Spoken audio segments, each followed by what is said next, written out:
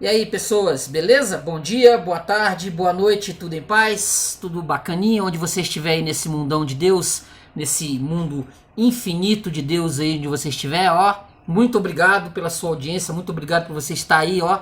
Valeu, brigadão por você estar assistindo mais um vídeo do canal Paulo Dharma 1970, arroba Paulo Dharma 1970 no Instagram, beleza? Ó, muito obrigado. Agradecendo a Deus, né? Porque sem Deus nós não fazemos rigorosamente nada. Deus é tudo. Deus é extraordinário por nos dar essa oportunidade de estar aqui mais uma vez falando com você. Beleza? Valeu? Brigadão. Ó, PR roda na veia, viu? 1115, o emissário do imortal. 1115, nós vamos fazer uma resenha aqui já já. Então lhe peço antes de qualquer coisa que você curta o vídeo, se inscreva no canal e comente aí, beleza? Ó, se você também quiser ajudar também o canal, ó, 988 290 767 91 é o meu Pix, beleza? Valeu, gente. Ó, então curta o vídeo, se inscreva no canal e a gente já volta já já com o emissário do imortal. Bota aqui, né? Emissário do imortal, aqui, ó, no Kindle, beleza? Então a gente volta já já. Valeu, valeu, valeu.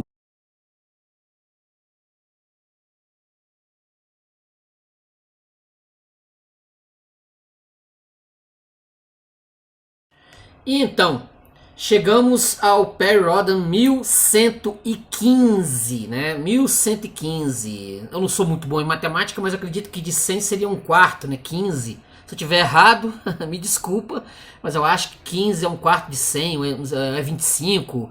Não sei lá, sei que é 1115, o Perry Rhodan 1115, emissário do imortal, escrito por Clark Dalton. Você está dando para ver direitinho aqui, ó, o meu PDF da SSPG, e se você olhar aqui à direita e à esquerda, você vai ver a capa colorida tanto da edição nacional da SSPG, quanto a edição alemã original de 4 de janeiro, se eu não estou enganado, de 1983. Primeira edição de 1983, nós chegamos, né? Nós estamos atravessando já os anos 80, hein? Já passei praticamente uma partezinha pequena ainda, né? Mas já saí de 1980, que era o número 1000, né?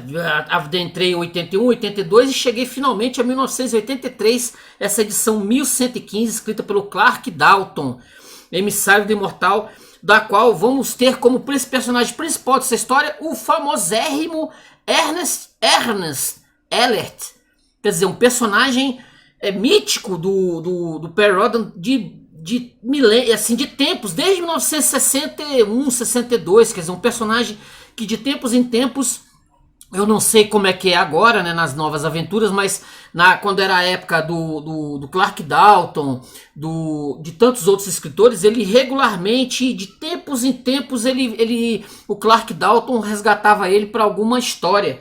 Nós temos aqui, né, claramente, ó, aqui essa primeira edição aqui de 1962, por aí, onde ele aparece pela primeira vez nessa aqui, Invasão Espacial, nessa edição aqui, ó, tá vendo essa edição aqui, o Ernest Ellert, né, o teletemporador, depois, ó, ele vai voltar a aparecer nesse número 91 aqui, ó, o regresso de Ernest Ellert, e essa edição alemã aqui, original, ó.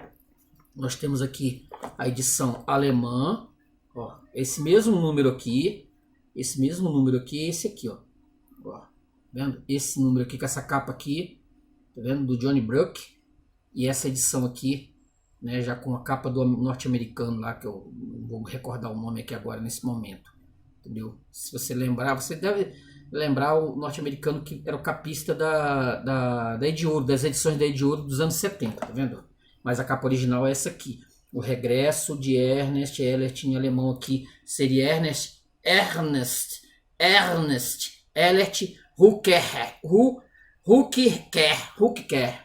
Aqui, ó, essa edição.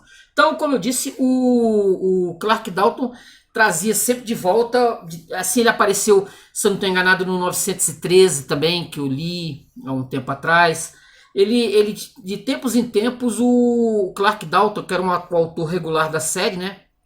O regular da série, até 1992, ele trazia os personagens que ele criou, né, para a série, o Guck, o Ernest Elliot, o Arno e tantos outros personagens que ele criou para a série. Então o Ernest Elliot era um dos queridinhos dele. Então de tempos em tempos ele volta para uma história, ele resgata. E essa aventura aqui, ela é sui generis.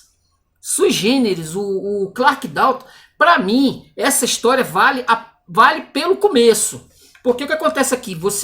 Aquilo, ele tá sabendo que a louca lá, a tal da Vishna, um poder, né, um poder que tá querendo destruir a Terra. Lembra que eu falei no último volume que ela disse que ia transformar a Terra, cortar a Terra, de fatiar a Terra? Aquilo ele vai resgatar o Ernest, que foi sugado com vários outros mutantes, etc, que o Aquilo tava praticamente às portas da morte, sem força, e ele precisava da energia de um monte de indivíduos, pessoas, mutantes, e vários se oferecem para justamente dar essa energia. Vários se colocam à disposição do ele ou aquilo para que ele volte a ser aquela entidade, aquele ser extraordinário de tempos a tempos. E muitos dos mutantes do Perry Rhodan se oferecem para isso, e o Perry Rhodan fica só com 2 ou 3 mutantes importantes, 4 mutantes importantes, porque a maioria deles vai se juntar ao ele ou aquilo. E o Ernest Elliot é 2, entendeu? Aí o que o Clark Dalton faz? Ele vai resgatar exatamente nessa primeira parte da história vários dos mutantes que eram né, era figurinha fácil nos primeiros Taku Kakuta, vendo? Figurinha fácil nesse início da série, né? Taku Kakuta, Ernest Elliot, que foram personagens que fizeram muita história no início da série, que depois foram perdendo espaço, né? Foram perdendo espaço nas histórias, etc. Aí o Guck que ficou.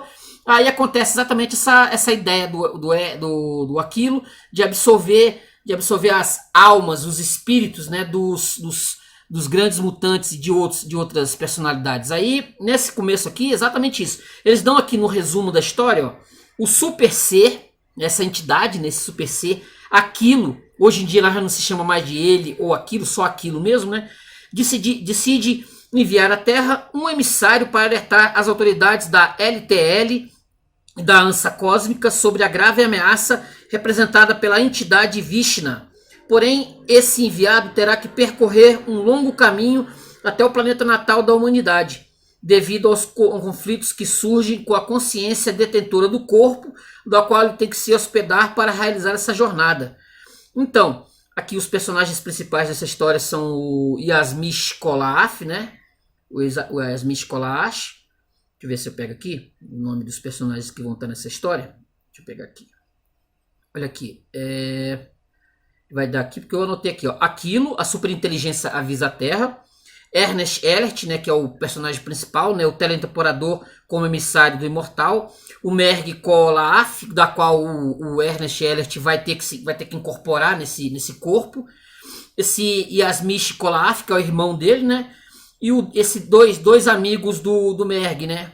De parceiros, o Dave Odo e o W. Voltas. Esses dois personagens também vão estar na história. E aí ele vai estar em Lepso, né, um planeta mal afamado no sistema solar. Ele vai ter que chegar nesse planeta, um planeta meio mal afamado, onde vive as pessoas fazem muita coisa errada, muita patifaria. Então o Ernest Elliot vai ter que ir lá e vai ter que incorporar esse Merg. Só que esse Merg é um indivíduo que vai se opor a isso. Aí tem umas coisas na história que é assim, o Ernest Elliot ele só vai poder ocupar o corpo e tomar conta desse corpo a partir de uma questão de temperatura, a partir de 25 graus.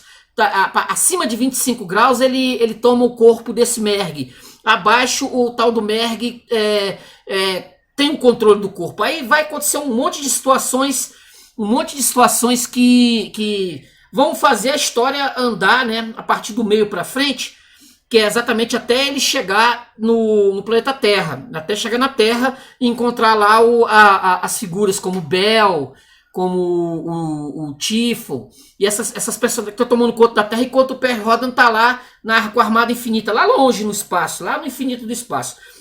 Mas o importante da história é exatamente essa, para mim, pelo menos, é esse início aqui, entendeu? Que ele vai resgatar, o Clark Dalton vai resgatar os personagens que andavam meio escondidos, né? Meio esquecidos. Aqui, ó. Vou até ler. Aqui, ó. A névoa era tão densa que dificilmente se poderia enxergar a mais de 5 metros com olhos humanos, mas também não era uma névoa real, não mais do que aquilo que ela cobria em camadas estranhamente rodopiantes. Teria sido uma paisagem planetária normal, mas era, sem dúvida, a superfície de um planeta. Tinha que ser um planeta que tornava a vida humana possível, pois a figura que caminhava lentamente através do vórtice cinzento de névoa era de um humano. Ele ou ela examinou a vasta planície e ignorou os diversos obeliscos que pareciam crescer do solo. Aparentavam ser meio artificiais, meio naturais, e talvez também não fosse nada disso. E a superfície em si podia ser de rocha lisa, mas também podia ser algum material plástico desconhecido.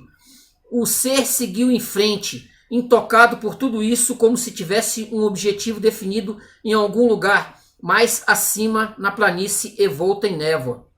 Mas então a figura humana parou. À sua direita, uma segunda figura emergiu da névoa e veio até ela, uma das mãos levantada em uma saudação amigável. Essa figura também era de um ser humano. No entanto, quando eles conversaram, entre aspas, entre si, isso transcorreu silenciosamente sem nenhum som audível. Saudações, Balton Witt, disse a primeira figura, estendendo a mão para o outro. É bom nos vermos novamente. Você também foi chamado?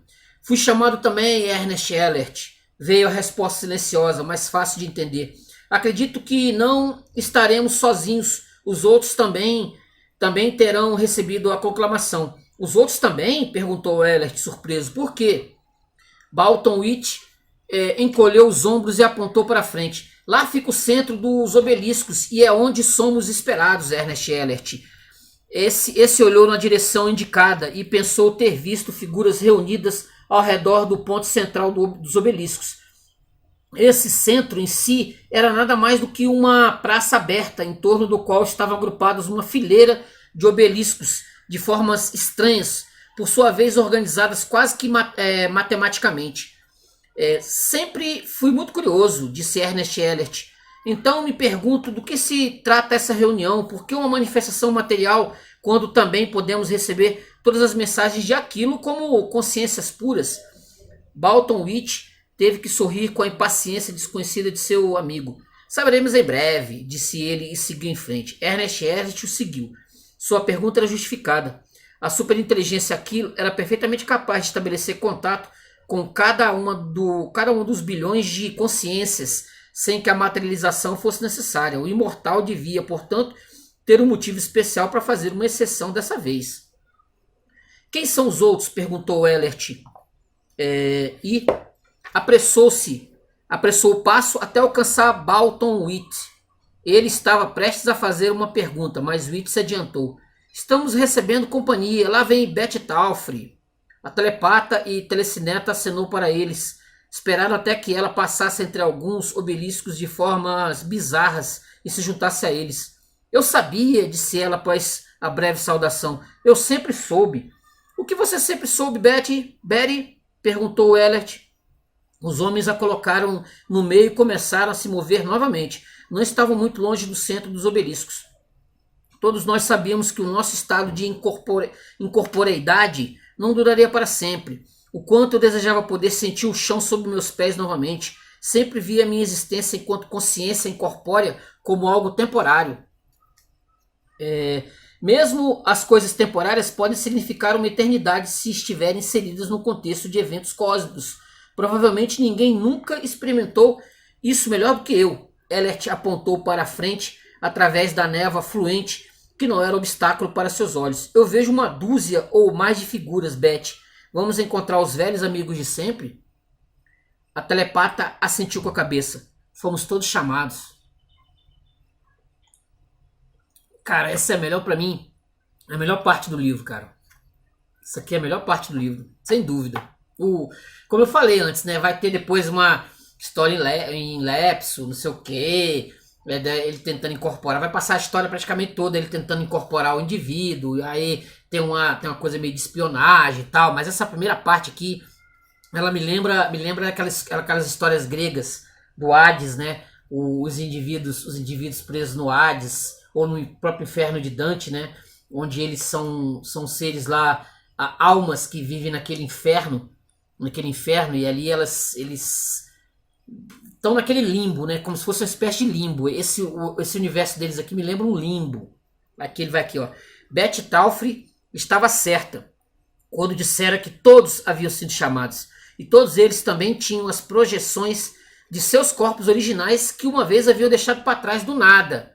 Ó, Taku Kakuta, o teleportador, Tama Yokida, o telecineta, Kitai Ishibashi, o sugestor, Uri Sengo, o espia, André Noir, o hipno e sensor de sentimentos, Ralph Martin, o teleóptico, Son Okura, o localizador de infravermelho, e agora Beth Taufre, telepata e telecineta, a única mulher do grupo que deixara o seu corpo durante a segunda crise de geração e depois reaparecera na forma de consciência pura, para então, junto com outras personalidades da galáxia, ser absorvida por aquilo em Errante Nowhere.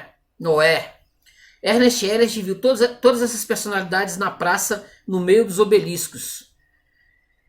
Keshil Vani, Ribaldo Corello, Tátira Rainu, Dalamok Horvik, Lord Zaibus, Takvorian e Merkoshi, o Vítreo.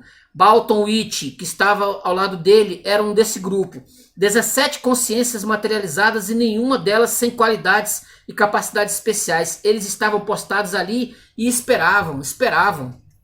Meu Deus, pensou Ellert subitamente, assustado. Há quanto tempo estamos sem contato com a humanidade? Parece haver séculos desde que ele se separara da mente e do corpo de Ghost Ashton.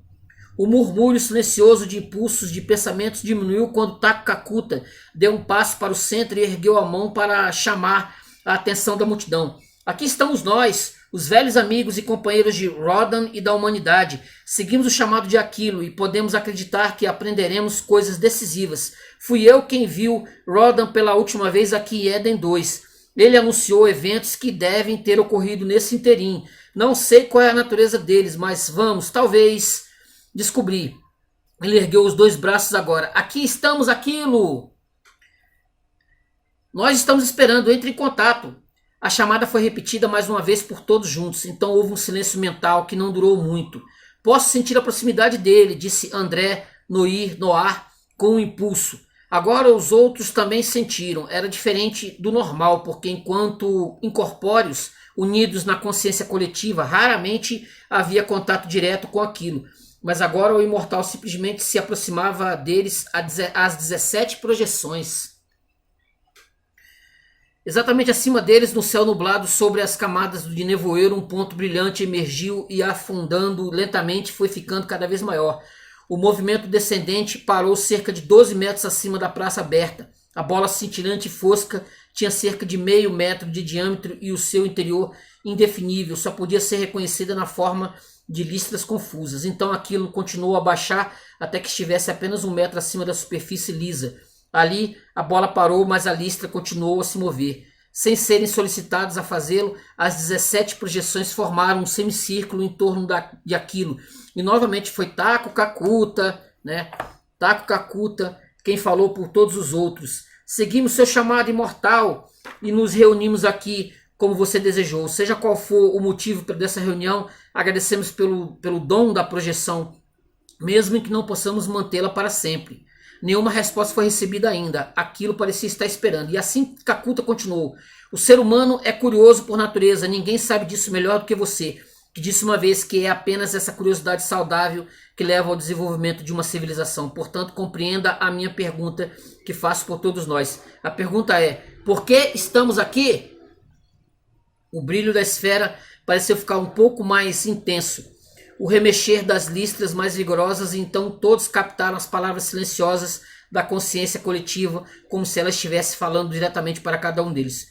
Eu nunca tinha feito isso antes e agora estou fazendo. Tenho que agradecer a vocês, porque o seu sacrifício e errante Noé tornou-se uma ajuda crucial para mim em tempos difíceis.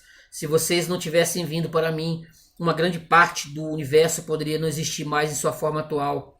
Suas consciências unidas em mim e as consciências de todas aquelas pessoas que foram absorvidas em mim me deram a força para neutralizar com sucesso as atividades negativas da superinteligência 7 Apophis. E agora chegou o momento em que uma decisão será tomada. Então aquilo informou os ex-mutantes em linhas gerais sobre o desenvolvimento na galáxia durante os últimos 400 anos e concluiu dizendo: por meio de um evento cuja causa eu ainda não conheço, 7 Apophis sofreu o que vocês chamariam de choque. A superinteligência foi inibida em sua plena atividade. Esse estado de coisas ainda está acontecendo no momento, mas nem mesmo eu posso dizer por quanto tempo. Os acontecimentos anteriores contribuíram para que a humanidade tivesse que seguir seu próprio caminho, pois no final tudo dependia do fato de eu ter que estabilizar a minha própria concentração de poder para evitar uma catástrofe cósmica. Mas agora, no meio da crise em curso, outra ameaça iminente de Vishnu e seu novo império do vírus. Mais sobre isso virá depois. Aí ele vai continuar, né? Aí ele vai escolher entre essas consciências, vai escolher uma justamente para que vá lá ao planeta Terra. Ela vai ter que incorporar para arrumar um corpo, né?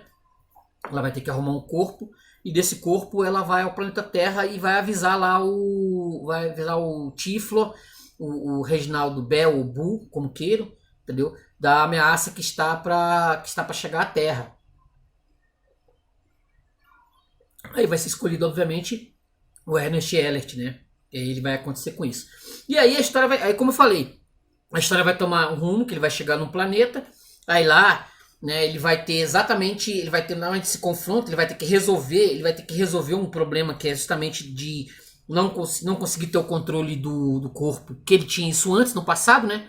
Mas assim, por conta de uma série de situações, ele não tem mais esse controle pleno de um corpo, que ele baixa o espírito, né? Ele toma conta do corpo ali, ele não tem mais esse controle. Aí fica nessa história praticamente depois desse ponto aqui, ela vai girar em torno disso, nem mais nem pouco. Aqui você deve ter as duas figuras, né? As duas figuras que estão no original, né? Que estão no original, as duas figuras aqui que aparecem no texto, entendeu? Exatamente, vai ter a própria capa mesmo do livro, a capa do livro também, ela é uma situação exatamente ocorrida, né? Com o irmão do Merg, né, o Yasmish, né, que ele vai ser sequestrado, aquela coisa toda. Então a capa do Johnny Brooke é exatamente quando ele é sequestrado, por três bandidos lá, comandados pelo irmão, né, pelo Merg. Isso vai estar na história, entendeu? Basicamente a história é essa, e a graça, como eu falei, a graça da história está exatamente nesse ponto, nessa brincadeira desse início de unir, trazer de volta esses personagens que estavam meio esquecidos aí. Embora os leitores do Perry Rhodan não tenham esquecido, mas assim, por conta das nuances do que vem sendo feito nas histórias, né, eles foram abandonados lá atrás, mas o Clark Dalton faz questão de resgatar essas figuras que foram incorporadas pelo aquilo, beleza? Então, ó, nós fechamos aqui mais um número, né, obviamente. Nós vamos ter aqui no próximo número, né, o 1116, vamos ter o Projeto Segunda Terra, do H.G. Ewers, né? Essa é a tradução do Marcos Roberto Inácio. Eu só vou aqui pegar aqui, para eu não esquecer, o Rodrigo de Leles que está traduzindo esse número 1115 aqui, beleza? Só para eu não perder. Então o próximo volume é exatamente o volume 1116, Projeto Segunda Terra, do H.G. Ewers, que eu vou ler. Tá, eu vou ler e vou fazer uma pequena resenha aqui, beleza, gente? Então curta o vídeo, se inscrevam no canal. Nós estamos aqui fechando mais uma resenha da Armada Infinita, né? Do ciclo da Armada Infinita. Eu tô aqui com um livro aqui, vou botar até a capinha dele de novo aqui, ó. Nós aqui, Emissário do Imortal, do Clark Dalton, beleza? Emissário do Imortal, do Clark Dalton. Então curta o vídeo, se inscreva no canal e comente aí, beleza, gente? A gente volta na próxima semana, domingo que vem, tem mais um videozinho aqui, essa semana eu vou ler mais um e a gente coloca aqui no canal, beleza? Valeu, até a próxima, tchau!